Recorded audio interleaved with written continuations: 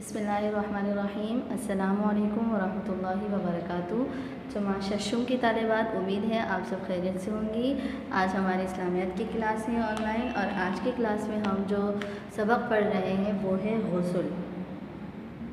गुस्ल हम पढ़ेंगे। देखिए, हमने इससे पहले जो है वो वज़ू भी पढ़ लिया है। तो वज़ू में ये होता है कि हम चंद आज़ा को धोते हैं, यानी उसमें चंद आज़ा को ही धोने का हुक्म होता है, जबकि गुस्ल में पूरे जिस्म को धोने का हुक्म होता है, पूरे जिस्म को। ठीक है, तो अब गुस्ल का तरीक़ा क्या है। देखिए, गुस्ल का सुन्नत तरीक़ा ये है कि सबसे पहले दोनों हाथ जो है वो गट्टों तक धोए जाएँ। ठीक है, और फिर इसके बाद दूसरा काम क्या करना है कि अगर बदन पर नापाकी लगी है तो उसको धो लिया जाए, और तीसरा काम क्या है कि फिर वज़ू किया जाए। अब क्या होगा कि फिर सारे बदन पर पानी डाला जाए। किस तरह से कि इस तरह से 3 मरतबा जो है पूरे बदन पर पानी बहाया जाए कि पहले सर पर पानी डाला जाए, फिर दाहिने कंधे पर और फिर बाएं कंधे पर। ठीक है, तो ये गुस्ल का क्या है, सुन्नत तरीक़ा है कि दोनों हाथ जो है वो पहले गिट्टों तक धोए जाएं, फिर उसके बाद अगर बदन पर नापाकी लगी है तो उसको धो लिया जाए, फिर उसके बाद वज़ू किया जाए, और फिर उसके बाद जो है वो पूरे बदन पर पानी डाला जाए। किस तरह से कि सबसे पहले जो है वो सर पर पानी डाला जाए, फिर दाहिने कंधे पर और फिर बाएं कंधे पर। ठीक है, जिस तरह वज़ू के फ़राइज़ थे इसी तरह गुस्ल के भी फ़राइज़ हैं। गुस्ल के कितने फ़राइज़ हैं? 3 फ़राइज़ हैं कि नंबर 1 कुल्ली करना, नंबर 2 नाक में पानी डालना, और नंबर 3 तमाम बदन पर इस तरह से पानी बहाना कि बाल बराबर जगह भी जो है वो खुश्क ना रहे, यानी पूरे बदन पर जो है वो इस तरह से पानी बहाना है कि उसमें बाल बराबर जगह भी खुश्क ना रहे। ये क्या है, गुस्ल का फ़र्ज़ है। तो ये गुस्ल के 3 फ़राइज़ हो गए। तो अब ये क्या है कि अब इसके अलावा मुतफ़र्रिक़ चीज़ें देख लें कि अगर जो है वो नाक के सिलवट में भी जो है वो पानी बहाना चाहिए। ठीक है, इसी तरह दाढ़ी और सर के बालों की जड़ों में भी जो है वो पानी पहुँचाना जो है वो चाहिए। अलबत्ता ये बात जो है वो औरतों पर लाजिम नहीं है कि गुंदे हुए जो बाल हैं यानी चुट्टी बांधी हुए खोलें, सिर्फ बालों की जड़ों में जो है वो पानी पहुंचा देना क्या है, काफ़ी है। कि पहले ज़माने में ये होता था कि औरतें जो है अपने बालों की छोटी छोटी सी जो है पूरे सर की जो है वो चोटियाँ बना लेती थी, तो उनके लिए वो चोटियाँ खोलना मुश्किल होता था। लिहाजा ये पहले का हुक्म था कि जो है वो औरतें जो है वो चोटियाँ ना खोलें बल्कि बालों की जड़ों तक पानी पहुँचा दें। लेकिन आजकल तो हमारे लिए आसान है, और आजकल की औरतें जो है वो पूरे सर की चुटियाँ यानी छोटी करके चुटियाँ नहीं बनाती, तो अब जो है वो यानी पूरे जो है वो सर में पानी डालना चाहिए। ठीक है, इसी तरह जो है वो बदन पर आटा या मोम वगैरह लगा हुआ हो तो उसको छुड़ाकर जो है वो पानी वहाँ तक उस जगह तक पहुँचा देना चाहिए। इसी तरह जहाँ जहाँ पानी ना पहुँचने का ख्याल हो कि हाँ यहाँ तक पानी नहीं पहुँच सकता, तो वहाँ पर जो है वो ख़ास तौर पर पानी पहुँचाना चाहिए। यानी गुस्ल में तमाम बदन पर पानी पहुंचाना चाहिए इस तरह से कि कोई भी जगह खुश्क ना रहे। क्लियर होगी बात। अब इसके बाद जो है वो हम इस्लाम के 5 सुतून जो है वो पढ़ लेते हैं। ठीक है, इस्लाम के 5 सुतून। ठीक है, ये हम सबक पढ़ेंगे। उसके बाद हम नमाज का पढ़ेंगे, फिर उसके बाद हम नमाज की इस्लाहात और अज़कार पढ़ेंगे। तो देखिए तालिबात, आप सब जानते हैं कि अल्हम्दुलिल्लाह हम सब क्या हैं, मुसलमान हैं, और हमारा मज़हब इस्लाम है। तो इस्लाम की बुनियाद किस पर है? इस्लाम की बुनियाद जो है वो 5 चीज़ों पर है। कितनी? 5 चीज़ों पर। सबसे पहला क्या है? कलमा, नमाज, रोज़ा, ज़कात और हज।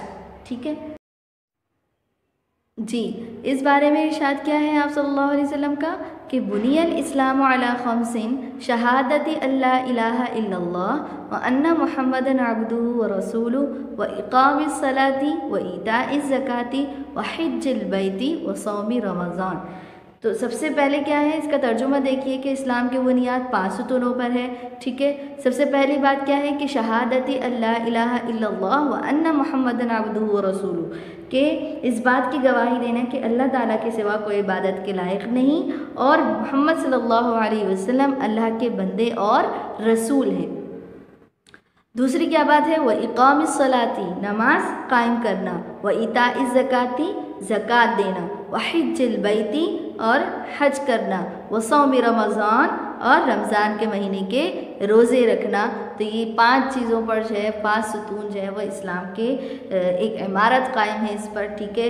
और इनमें से जो सबसे पहला सुतून है वो क्या है, अल्लाह पर ईमान और मोहम्मद सल्लल्लाहु अलैहि वसल्लम को अल्लाह का रसूल मानना, ठीक है। तो ये जो है वो सबसे पहला क्या है, सुतून है। इसका मतलब ये है कि आपने जो है वो ला इलाहा इल्लल्लाह कहकर अल्लाह के सामने इस बात का इकरार कर लिया है कि ए अल्लाह, हम सिर्फ आप ही की इबादत करेंगे, ठीक है। हम आपके अहकामात के मुताबिक अपनी ज़िंदगी गुजारेंगे, हम आपको राज़ी करने की पूरी कोशिश करेंगे। और इसका कलमे का जो दूसरा हिस्सा है वो क्या है, मोहम्मद रसूलुल्लाह कि कहकर इस बात का यकीन कर लिया है कि हज़रत मोहम्मद सल्लल्लाहु अलैहि वसल्लम ने अल्लाह ताला की इबादत का जो तरीक़ा बताया है वही क्या है, सच्चा तरीक़ा है। और आप सल्लल्लाहु अलैहि वसल्लम ने दीन के जो अहकाम बताए हैं वही अच्छे और सच्चे हैं। हम उन अहकाम पर अमल करके अल्लाह ताला को राज़ी और खुश करेंगे, हज़रत मोहम्मद सल्लल्लाहु अलैहि वसल्लम के बतलाए हुए तरीक़े के मुताबिक अपनी ज़िंदगी गुजारेंगे, ठीक है। और क्या है, हमारे नबी सल्लल्लाहु अलैहि वसल्लम ने अल्लाह के हुक्म के मुताबिक इबादत के जो तरीक़े बतलाए हैं वो बहुत सारे हैं। और इन तरीक़ों में से जो 4 तरीक़े बहुत अहम हैं और वो क्या हैं, नमाज, रोज़ा, ज़कात और हज। और इन चारों तरीक़ों को कलमा शहादत समेत जो है वो इस्लाम के 5 सुतून और अरकान जो है वो कहा गया है, ठीक है। कलमा शहादत के बाद इस्लाम के जो बकिया 4 सुतून और अरकान हैं उसमें जो सबसे अहम सुतून और रुकन है वो क्या है, नमाज, ठीक है। तो सबसे पहले जो है वो अब हम नमाज देख लेते हैं कि ये क्या है कि अल्लाह ताला ने अपनी याद ताज़ा रखने के लिए, अपनी रहमत और मोहब्बत का ख़याल पुख्ता करने के लिए, मजबूत करने के लिए, बुराइयों और बेहयाइयों से बचने के लिए जो है वो किस चीज़ का हुक्म दिया है, नमाज का हुक्म दिया है, ठीक है। हर बालिग मर्द और औरत पर जो है वो नमाज क्या है, फ़र्ज़ है। फिर चाहे वो अमीर हो या गरीब, बूढ़ा हो या जवान, मर्द हो या औरत, बीमार हो या तंदुरुस्त, नमाज किसी भी हाल में जो है वो माफ़ नहीं है। नमाज को अगर हम खड़े होकर अदा नहीं कर सकते तो बैठकर अदा करें, ठीक है। अगर बैठकर भी नहीं पढ़ सकते तो फिर लेटकर अदा करें, मगर नमाज हम किसी भी हाल में नहीं छोड़ सकते। नमाज पढ़ने से क्या होता है, अल्लाह ताला की याद ताज़ा होती है, ठीक है।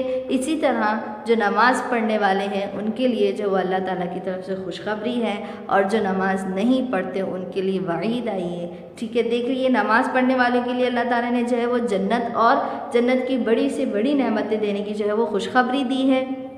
और नमाज़ पढ़ने वालों को अल्लाह ताला ने दुनिया और आखिरत में कामयाबी का वादा दिया है। और नमाज़ पढ़ने वाला जो है वो क़यामत के दिन जो है वो बहुत ही खुश होगा, ठीक है। तो हमें भी क्या करना चाहिए, नमाज की अहमियत को मद्देनज़र रखते हुए इसका एहतमाम करना चाहिए, ठीक है। इसी तरह नमाज ना पढ़ने वालों के लिए क्या वईद है कि अल्लाह ताला जो है वो उनसे नाराज़ होते हैं। नमाज ना पढ़ने वालों को अल्लाह ताला दोज़ख में डालेंगे, ठीक है। और नमाज ना पढ़ने वाला क़यामत के दिन जो है वो बहुत ही शर्मिंदा और परेशान होगा, ठीक है। क्योंकि क़यामत के दिन जो सबसे पहला सवाल होगा वो किस बारे में होगा, नमाज के बारे में होगा। अब नमाज की अहमियत देख लीजिए कि नमाज की अहमियत क्या है। देखिए कि हमारे जो प्यारे नबी हज़रत मोहम्मद सल्लल्लाहु अलैहि वसल्लम ने कलमा के बाद जो है वो सबसे पहले नमाज ही की तालीम दी। किसकी तालीम दी, नमाज की। और आप सल्लल्लाहु अलैहि वसल्लम हमेशा नमाज़ पढ़ते रहे और सबको जो है वो पढ़ने की ताकीद करते रहे। इसी तरह आप सल्लल्लाहु अलैहि वसल्लम ने क्या भी फरमाया है कि क़यामत के दिन सबसे पहले जो है वो नमाज के मुतालिक सवाल होगा। जिसने पढ़ी थी तो वो क्या हो जाएगा, कामयाब हो जाएगा, और नहीं पढ़ी थी तो वो तबाह हो जाएगा, हलाक हो जाएगा। जब हमारे प्यारे नबी हज़रत मोहम्मद सल्लल्लाहु अलैहि वसल्लम दुनिया से जा रहे थे उस वक्त सबसे आखिरी वसीयत जो आने वालों के लिए करके गए उस पे नमाज की ताकीद की, ठीक है। बड़ी बड़ी तकलीफ़ों में हमारे प्यारे नबी हज़रत मोहम्मद सल्लल्लाहु अलैहि वसल्लम और उनके साथियों ने नमाज नहीं छोड़ी। काफिर उनको नमाज़ पढ़ने से रोकते थे, फिर भी ये लोग नमाज़ पढ़ते रहे। जंग होती थी, तलवारें चलती थीं, इस हाल में भी नमाज को नहीं छोड़ा, ठीक है। हमारे प्यारे नबी हज़रत मोहम्मद सल्लल्लाहु अलैहि वसल्लम के ज़माने में एक शख्स भी ऐसा नहीं था जो मुसलमान हो और नमाज ना पढ़ता हो। और इसी तरह आप सल्लल्लाहु अलैहि वसल्लम से पहले भी जितने नबी आए सब अल्लाह की तरफ से जो है वो नमाज़ पढ़ने का हुक्म लाए। सब ने नमाज़ ख़ुद भी पढ़ी और दूसरों को भी जो है वो पढ़ने की ताकीद फरमाई। ठीक है, नमाज जो है वो कुफ्र और बातिल में जो है वो फ़र्क करने वाली चीज़ है। ठीक है, तो नमाज का एहतमाम करना चाहिए। ज़रूरी है कि हम नमाज, अगर हम नमाज नहीं पढ़ेंगे तो हमें फिर जो है वो न दुनिया की कामयाबी नसीब होगी और ना ही आखिरत की कामयाबी नसीब होगी। ठीक है,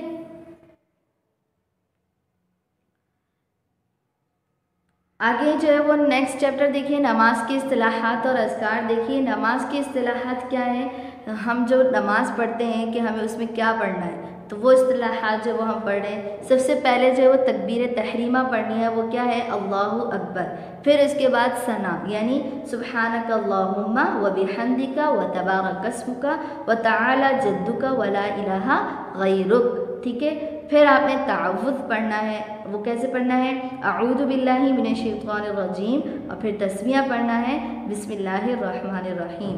फिर उसके बाद फातिहा। ठीक है, और उसके बाद कोई भी सूरत जो है वो पढ़नी है आपने, यानी कुरान पाक में से किसी भी 3 आयतों का तिलावत करना। फिर रुकू की तस्बीह क्या है, देखिए सुब्हान रब्बियल अज़ीम 3 दफ़ा पढ़नी है, आप जानते हैं। ठीक है, फिर तस्मीह यानी रुकू से जब खड़े होते हैं तो क्या पढ़ना है, समी अल्लाहु लिमन हमीदा। फिर तहमीद कि खड़े होने के बाद हमें क्या पढ़ना है, रब्बना लकल हम्द। फिर उसके बाद जो है वो सजदे की तस्बीह क्या है, सुब्हाना रब्बियल आला। फिर उसके बाद जब हम जो है वो पढ़ते हैं तशहुद। ठीक है, तशहुद क्या है, अत्तहियातु लिल्लाहि वस्सलावातु वत्तय्यिबातु अस्सलामु अलैका अय्युहन नबिय्यु व रहमतुल्लाहि व बरकातुहू अस्सलामु अलैना व अला इबादिल्लाहिस सालिहीन अशहदु अल्ला इलाहा इल्लल्लाह व अशहदु अन्न मुहम्मदन अब्दुहु व रसूलुहू। तो ये जो है वो तशहुद है। फिर उसके बाद जो है वो दुरूद शरीफ पढ़ना है। दुरूद इब्राहिमी आप जानते हैं क्या है, अल्लाहुम्मा सल्ली अला मुहम्मदिन व अला आलि मुहम्मद कमा सल्लैता अला इब्राहीम व अला आलि इब्राहीम इन्नका हमीदुम मजीद। अल्लाहुम्मा बारिक अला मुहम्मदिन व अला आलि मुहम्मद कमा बारकता अला इब्राहीम व अला आलि इब्राहीम इन्नका हमीदुम मजीद। फिर उसके बाद जो है दुरूद शरीफ के बाद की दुआ है, मुख्तलिफ़ दुआएं हैं, आप पढ़ सकते हैं। एक ये दुआ भी आप पढ़ सकते हैं, रब्बना आतिना फिद दुनिया हसनतम व फिल आखिरति हसना व क़िना अज़ाबन्नार। या फिर ये दुआ पढ़ें कि रब्ब जअलनी मुक़ीमस्सलाति व मिन ज़ुर्रिय्यती रब्बना व तक़ब्बल दुआ रब्बना इग़फ़िरली व लिवालिदैया व लिलमुअमिनीना यौम यक़ूमुल हिसाब। या ये दुआ पढ़िए, अल्लाहुम्मा इन्नी ज़लमतु नफ़्सी ज़ुल्मन कसीरन वला यग़फ़िरुद्दुनूब इल्ला अंत फ़ग़फ़िरली मग़फ़िरतम मिन इंदिका वरहमनी इन्नका अंतल गफ़ूरुर रहीम।